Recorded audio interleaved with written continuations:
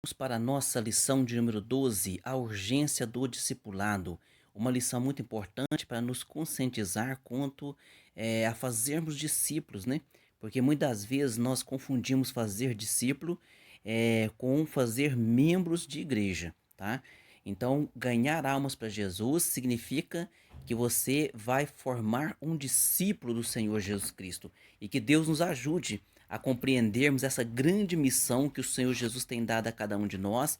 Eu sempre digo, acompanhe a pessoa, oriente ela até que ela batize nas águas e que ela também se torne um ganhador de almas, né? Então fazer discípulo é fazer um ganhador de alma, fazer discípulo é fazer alguém que ama o Senhor Jesus Cristo e que quer permanecer firme nos caminhos dele e fiel. O textuário nosso se encontra em São Mateus 28:19, onde diz: portanto, ide, ensinai todas as nações, batizando-as em nome do Pai, do Filho e do Espírito Santo. Isso é fazer discípulo.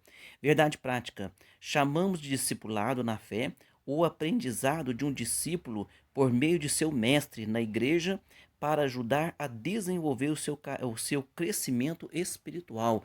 Olha a importância, então, a sua importância, a importância de cada discípulo, porque o discípulo ele vai ensinar outro discípulo. A ovelha vai gerar outra ovelha, né? E assim é a evangelização que o Senhor Jesus Cristo comissionou a cada um de nós. A leitura bíblica em classe se encontra em São Mateus capítulo 28, do verso 16 ao 20, e Atos capítulo 2, do verso 42 ao 47. O nosso objetivo geral é esclarecer a urgência do discipulado. Então há uma urgência para esse discipulado, para que incentive, ganhe as almas, para que incentive essas almas, né, a também serem ganhadoras de almas para o reino do Senhor Jesus. Nossa introdução aqui diz que a forma da igreja local, a forma que a igreja local desenvolverá, vai desenvolver, né, a formação do caráter cristão para o bem ou para o mal desse discípulo. Então, na nossa introdução, nós já estamos dizendo aqui o que é o discipulado. É uma obrigação que a igreja tem em ensinar a pessoa, porque quando ela vem a Jesus, nós entendemos que nasceu de novo. Agora vai começar a aprender as coisas, então vai ser formado esse caráter cristão. Então, por isso que a igreja tem essa função importantíssima, para que essa pessoa ela não apenas abandone os vícios, não apenas abandone o mundo, mas que ela abrace o Senhor Jesus Cristo e aprenda verdadeiramente a, a seguir uma fé genuína. No primeira parte da lição, o que é o discipulado? O que é o discipulado? No item 1, o discípulo. O termo se aplica com frequência nos evangelhos aos seguidores de Jesus. Então, o que é o discípulo? O que é o discipulado? É o ensino bíblico básico para o novo convertido desenvolver-se espiritualmente. Então, o que é discipular? Então, quando a pessoa vem para a igreja, ele precisa ser discipulado, ele precisa ser ensinado. E começa-se com o básico, porque já que ele nasceu de novo, então o que é que você faz com o bebê? O bebê primeiro tem o leite materno, depois vem uma sopinha, um mingauzinho e vem a comida sólida. Então, mesma coisa é o discipulado. Ele começa ali aprendendo as coisas básicas e ele tem que desenvolver. Porque Paulo diz que quando era menino, fazia as coisas de menino, mas logo que cresci, deixei as coisas de menino, tá? Então é isso que a palavra do Senhor nos ensina. E também é um dom, também é um dom. Lá em Romanos 12:7 diz: se o teu dom é ensinar, que haja dedicação ao ensino. No item 2 aqui, a grande comissão, São Mateus 28, do verso 18 ao 20, nós temos ali a grande comissão.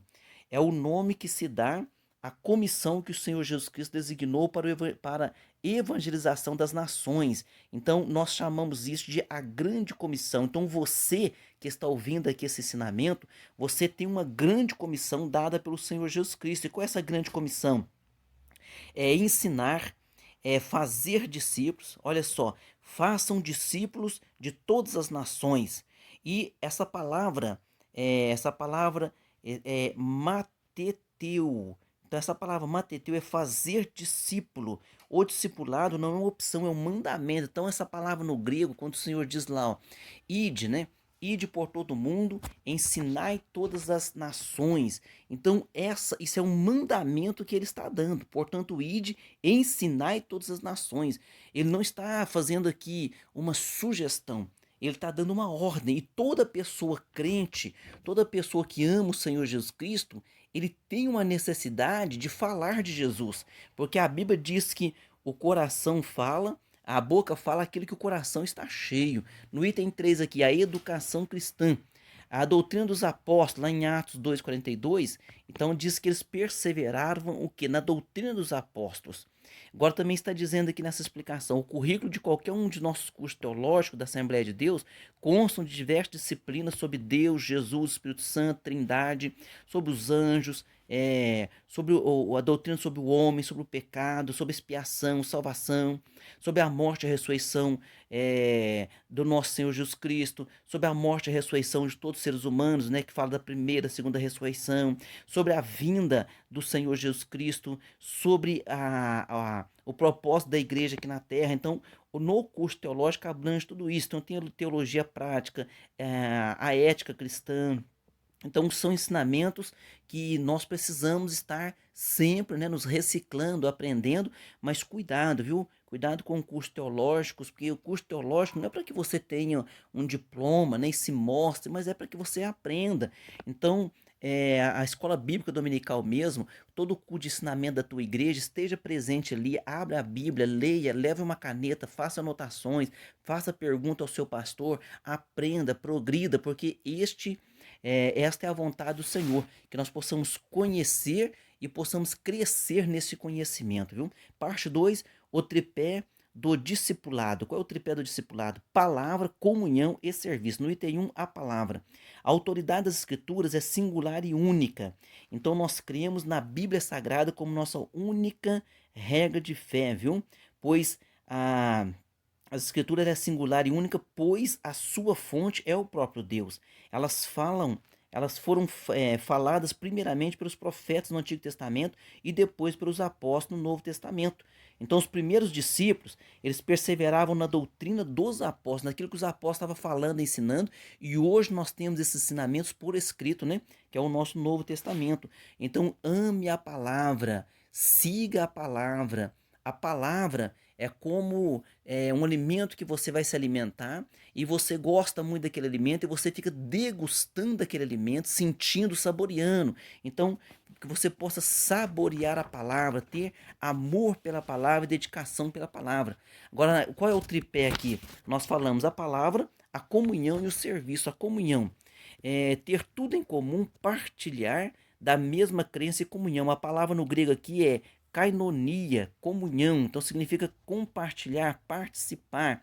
Esse relacionamento da igreja aqui, da igreja em Jerusalém, no item 3 que também nós vamos falar agora, ó, a comunhão na igreja de Jerusalém. Então, no item 2, comunhão, e o item 3, a comunhão na igreja em Jerusalém, é para que nós possamos estar incentivados a seguir aquilo que os apóstolos estavam praticando ali no início daquela fé, no início do nascimento da igreja.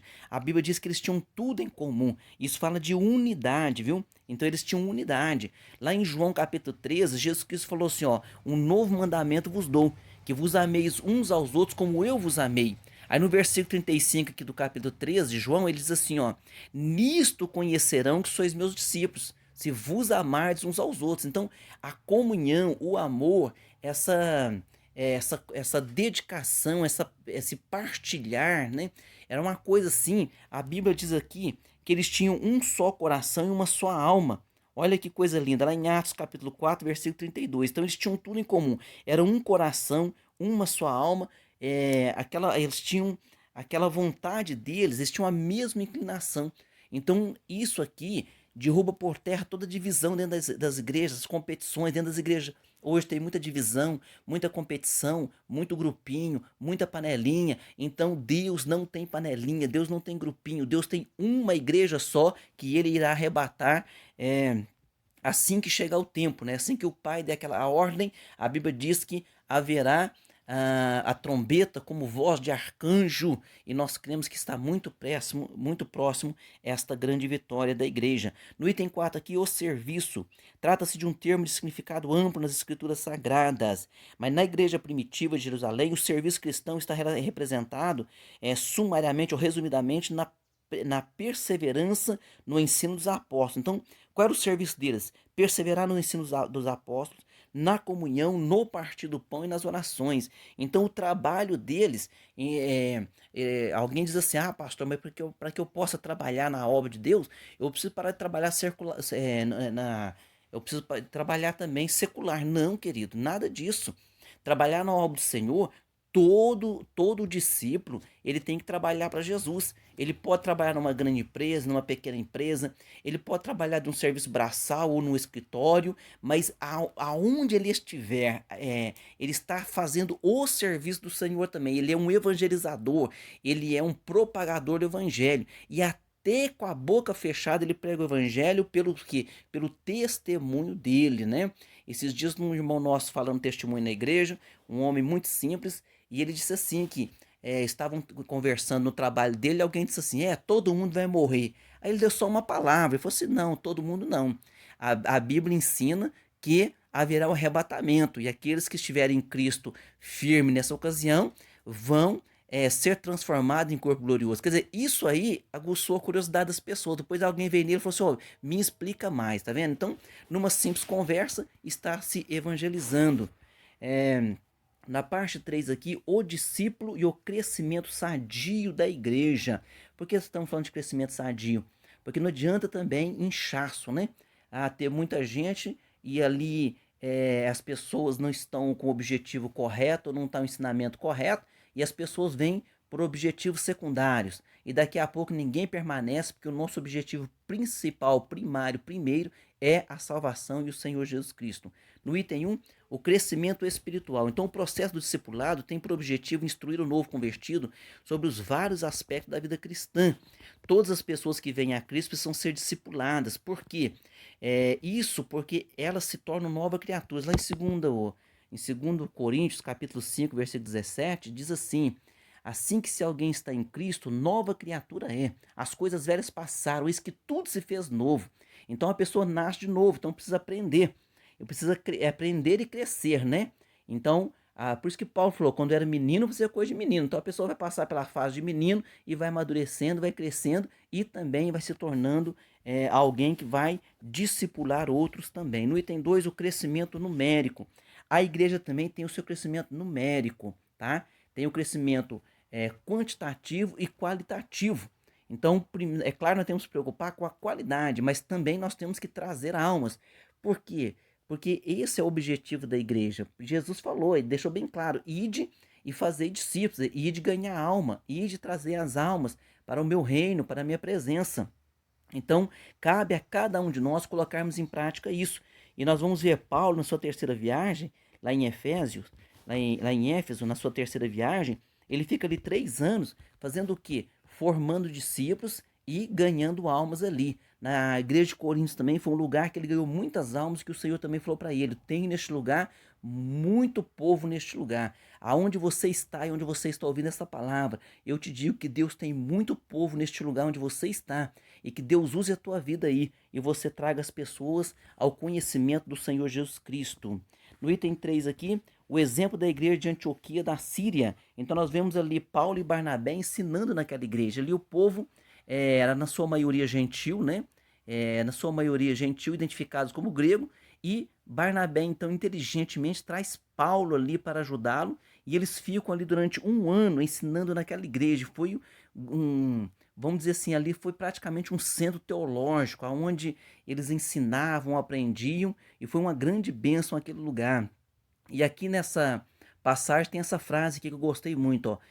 Fazer discípulo não é a mesma coisa que fazer membro de igreja, viu?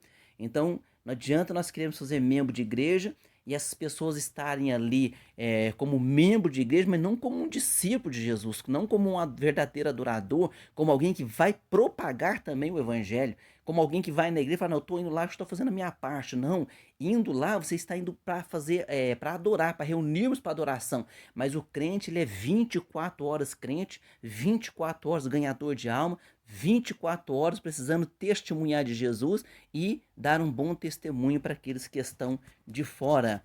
Conclusão. Deus tem interesse no bem-estar social e espiritual do ser humano. Então, a base dos valores morais e espirituais é a Bíblia. Então, o ensinamento da palavra, ele é primordial, e não somente na igreja, porque esses princípios que a Bíblia ensina são princípios que devem ser compartilhados nas escolas, devem ser compartilhados no trabalho, no dia a dia, porque é por esses princípios é que a sociedade está de pé hoje, viu? Vamos lá para nossas perguntas. Pergunta número 1. A quem se aplica o termo discípulo nos evangelhos? Aos seguidores de Jesus. Pergunta 2. O que é a grande comissão? A grande comissão é, é, é o nome que se dá à comissão que o Senhor Jesus designou à evangelização das nações, quando ele diz, ide, pregai o evangelho a todas as nações, e também dizendo, pregai o evangelho a toda criatura, quem crer for batizado será salvo, quem não crer está condenado. Então é uma comissão, é um mandamento, uma ordem de Jesus. Na pergunta 3, o que envolve a comunhão no cristianismo? Envolve tanto o relacionamento entre os irmãos, o relacionamento com o Pai, o Filho e o Espírito Santo. Então essa comunhão, ela diz respeito tanto na vertical, lá com Deus, quanto na horizontal com os nossos irmãos, viu? Ah, eu tenho paz com Deus, com meus irmãos não quero nem saber. Não, isso não existe, viu? Então quem tem paz com Deus, ele demonstra sua paz com Deus com a paz que tem com seus irmãos. Que Deus nos ajude então a viver em paz e em comunhão. Pergunta 4.